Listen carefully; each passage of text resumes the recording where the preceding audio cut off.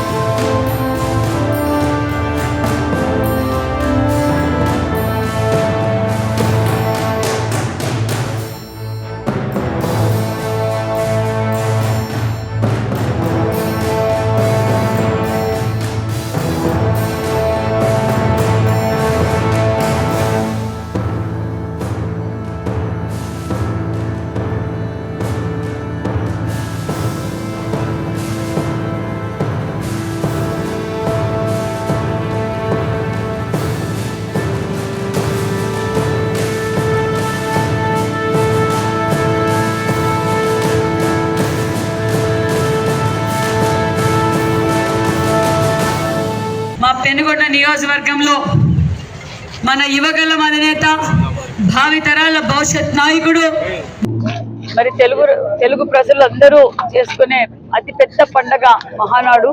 ఎందుకంటే బడుగు బలహీన వర్గాల కోసం కులాలకు మతాలకు అతీతంగా పెట్టిన పార్టీ తెలుగుదేశం పార్టీ. వ్యవస్థాపకులు అన్న నందమూరి తారక రామారావు గారు తెలుగుదేశం పార్టీ పెట్టారు. ఆ రోజు నుంచి మరి 43 మహానాడు కార్యక్రమాలు చేసుకున్నాం. మరి ఈరోజు రాయలసీమలో, ముఖ్యంగా మా రాయలసీమలో కడపలో ఈరోజు రేపటి రోజు 3 రోజులు మహాపండగ జరుగుతూ ఉంది. ఆది సందర్భంగా మా యువగలం అధినేత నారా లోకేష్ బాబు గారి టీం, అంటే యువకులందరూ మేము కూడా మా పెనుగొండ నియోజకవర్గం నుంచి సైకిల్ యాత్ర చేస్తాం. నారా లోకేష్ బాబు గారికి సంఘీభావం తెలుపుతూ ఆయన స్ఫూర్తితో మేము కూడా సుమారుగా 200 కిలోమీటర్లు మేము సైకిల్ యాత్ర చేస్తాం, మహానాడుకు వస్తామని యూత్ అంతా బయలుదేరారు. వారికి కూడా చాలా సంతోషం. అది 44వ మహానాడుకు 44 సైకిళ్లతో యువగలము టీం అంతా బయలుదేరి వెళ్ళటం చాలా సంతోషంగా ఉంది. అంతేకాకుండా అక్కడ ఇన్ఛార్జ్ మంత్రిగా నేనుండటం కూడా నాకు చాలా గర్వంగా ఉంది. రాష్ట్ర వ్యాప్తంగా కూడా తెలుగు తమ్ముళ్ళు భారీ ఎత్తున తరలి వస్తున్నారు. చేసిన తెలుగుదేశం కుటుంబ సభ్యులు అన్ని సౌకర్యాలు చేశాం.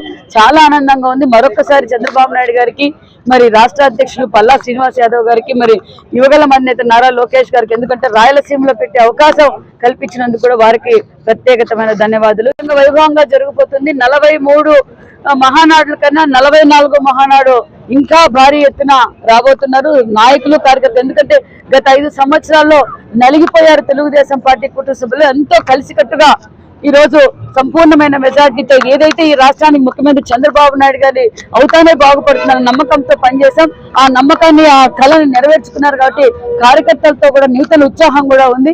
అంతేకాకుండా మరి ముఖ్యమంత్రి గారు కూడా రాష్ట్రం ముఖ్యమంత్రిగా ప్రమాణ స్వీకారం చేసి నుంచి అభివృద్ధిని పరుగులు పెడుతున్నారన్న విషయం కూడా తెలియజేస్తుంది.